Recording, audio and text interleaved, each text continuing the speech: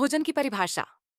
भोजन पौधे या जानवर से मिलने वाला कोई भी ऐसा पदार्थ है जिसे शरीर में लेने पर वह ऊतकों टिश्यूज को पोषण देता है या उन्हें बनाता है, ऊर्जा देता है या शरीर की प्रक्रियाओं को नियंत्रित करता है।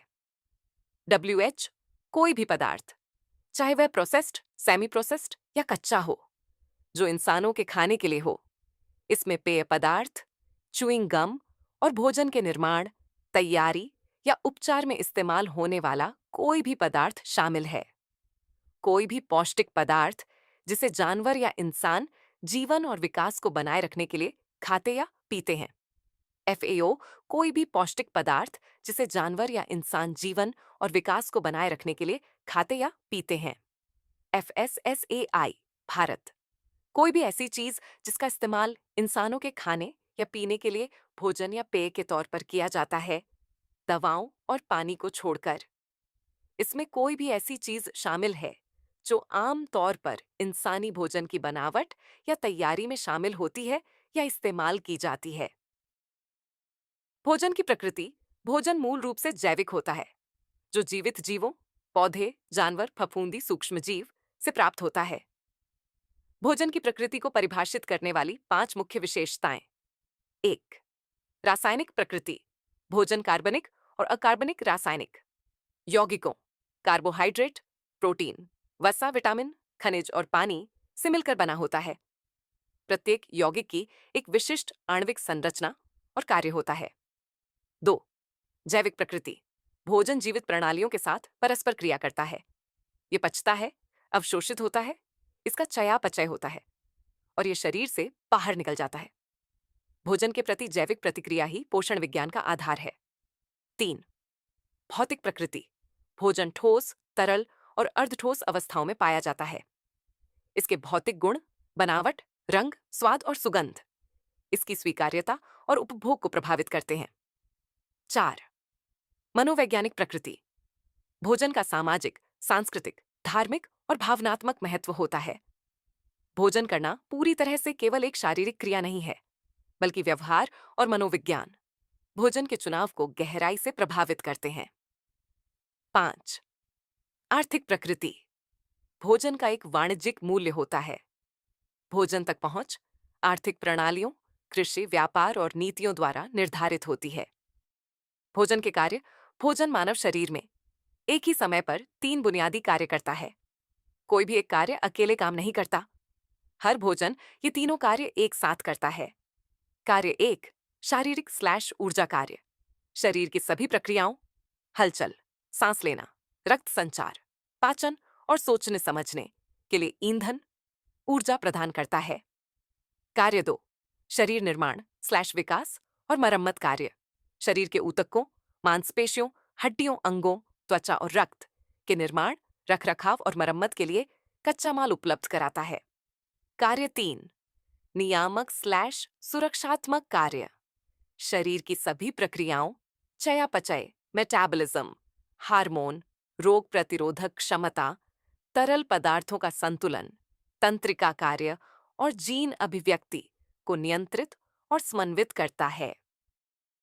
भोजन के घटक 6 जरूरी पोषक तत्व। जरूरी पोषक तत्व की परिभाषा।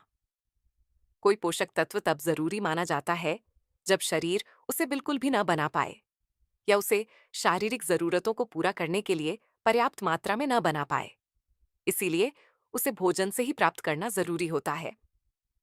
जरूरी पोषक तत्वों के 6 वर्ग। 1. कार्बोहाइड्रेट, ऊर्जा का मुख्य स्रोत, 4 किलो कैलोरी प्रति ग्राम। 2.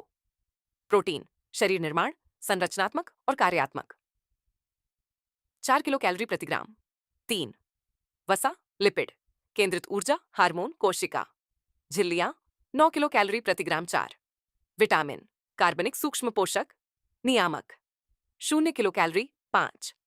खनिज, अकार्बनिक संरचनात्मक और नियामक तत्व, 0 किलो कैलोरी। 6. जल, सार्वभौमिक विलायक, परिवहन माध्यम, 0 किलो कैलोरी। आवश्यक मात्रा के आधार पर वर्गीकरण। मैक्रोन्यूट्रिएंट्स, ग्राम प्रतिदिन, कार्बोहाइड्रेट, प्रोटीन, वसा, जल माइक्रोन्यूट्रिएंट्स, मिलीग्राम या माइक्रोग्राम प्रतिदिन, विटामिन, खनिज। पोषक तत्वों के प्रकार मैक्रोन्यूट्रिएंट्स बनाम माइक्रोन्यूट्रिएंट्स आवश्यक मात्रा के आधार पर वर्गीकरण। मैक्रोन्यूट्रिएंट्स बड़ी मात्रा में आवश्यक प्रतिदिन ग्राम में। कार्बोहाइड्रेट 225 से 325 ग्राम प्रतिदिन 2000 किलो कैलोरी आहार पर आधारित। प्रोटीन 50 से 60 ग्राम प्रतिदिन 0.8 ग्राम प्रति किलोग्राम। शरीर के वजन के अनुसार वसा 44 से 78 ग्राम प्रतिदिन। ऊर्जा का 20 से 35%। पानी 2.7 से 3.7 लीटर प्रतिदिन। ऊर्जा प्रदान करते हैं, ऊतकों का निर्माण करते हैं, शरीर की संरचना बनाते हैं। माइक्रोन्यूट्रिएंट्स बहुत कम मात्रा में आवश्यक प्रतिदिन मिलीग्राम या माइक्रोग्राम में। विटामिन जैसे विटामिन सी 65 से 90 मिलीग्राम प्रतिदिन। अनुसार विटामिन B12 2.4 माइक्रोग्राम प्रतिदिन। खनिज जैसे कैल्शियम 1000 मिलीग्राम प्रतिदिन। आयरन 8 से 18 मिलीग्राम प्रतिदिन। आयोडीन 150 माइक्रोग्राम प्रतिदिन। ऊर्जा प्रदान नहीं करते, शरीर को नियंत्रित और सुरक्षित रखते हैं, सामान्य कार्य प्रणाली के लिए आवश्यक है।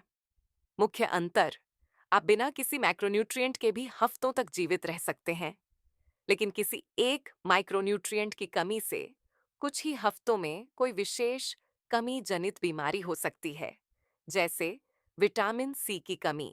4 से 6 हफ्तों में स्कर्वी। नियामक और सुरक्षात्मक कार्य। भोजन का नियामक कार्य। कुछ पोषक तत्व न तो ऊर्जा प्रदान करते हैं और न ही ऊतकों का निर्माण करते हैं।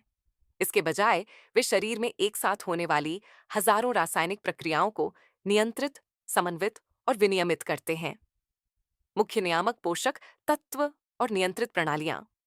बी विटामिन ऊर्जा चयापचय में कोएंजाइम, थायमिन, राइबोफ्लेविन, नियासिन। पीछे है B12 folate. Vitamin C antioxidant, प्रतिरक्षा विनियमन, collagen hydroxylation. Vitamin D calcium संतुलन, प्रतिरक्षा कोशिकाओं का विभेदन, जीन अभिव्यक्ति। आयोडीन थायराइड हार्मोन T3/T4 का संश्लेषण प्रत्येक कोशिका की चयापचय दर को नियंत्रित करता है। आयरन हीमोग्लोबिन द्वारा ऑक्सीजन का परिवहन, इलेक्ट्रॉन परिवहन श्रृंखला। सोडियम प्लस पोटेशियम, द्रव संतुलन, रक्तचाप, तंत्रिका संकेतों का संचरण। जल सभी रासायनिक अभिक्रियाओं के लिए विलायक, तापमान का विनियमन, परिवहन माध्यम। ओमेगा 3 फैटी एसिड, प्रोस्टाग्लैंडीन का संश्लेषण, सूजन का विनियमन। आहार फाइबर, आंत के माइक्रोबायोम का विनियमन, प्रतिरक्षा और चयापचय नियंत्रण। ऊर्जा के स्रोत के रूप में भोजन ऊर्जा में कैसे बदलता है? इसका पूरा क्रम: खाया गया भोजन, पाचन, अवशोषण, कोशिकीय चयापचय। एटीपी जैविक कार्य चरण 1 पाचन, भोजन के बड़े अणु मैक्रोमोलिक्यूल्स छोटे अवशोषित होने लायक टुकड़ों में टूट जाते हैं। Carbohydrate monosaccharide, glucose, fructose, galactose. Protein amino acid, pepsin, trypsin, chymotrypsin की मदद से। वसा फैटी एसिड प्लस ग्लिसरॉल, पित्त लवण प्लस लाइपेज की मदद से। चरण 2 अवशोषण, छोटी आंत की दीवार के रास्ते, पोर्टल परिसंचरण, यकृत, लिवर। चरण 3 कोशिकीय चयापचय, 3 चयापचय मार्ग ऊर्जा मुक्त करते हैं। ग्लाइकोलिसिस कोशिका द्रव्य साइटोप्लाज्म में, प्रति ग्लूकोज 2 एटीपी अवयवीय प्रक्रिया। क्रेब्स TCA चक्र माइटोकॉन्ड्रियल मैट्रिक्स में। एरोएनएडीएच plus FADH2 oxidative phosphorylation /ETC mitochondria की भीतरी झिल्ली पर। एरो 32 से 34 ATP कुल, प्रति ग्लूकोज अणु 36 से 38 ATP। चरण 4 ATP का उपयोग, ATP से ADP प्लस फास्फेट प्लस ऊर्जा। यह ऊर्जा शरीर के सभी कार्यों के लिए मुक्त होती है। ईंधन की प्राथमिकता का क्रम: पहली पसंद से ग्लूकोज, कार्बोहाइड्रेट, तत्काल ऊर्जा के लिए दूसरी पसंद ग्लाइकोजन, संग्रहित ग्लूकोज, अल्पकालिक भंडार। तीसरी पसंद फैटी एसिड, वसा ऊतक एडिपोज फैट, दीर्घकालिक भंडार। अंतिम विकल्प अमीनो एसिड, मांसपेशियों का प्रोटीन, केवल भुखमरी की स्थिति में।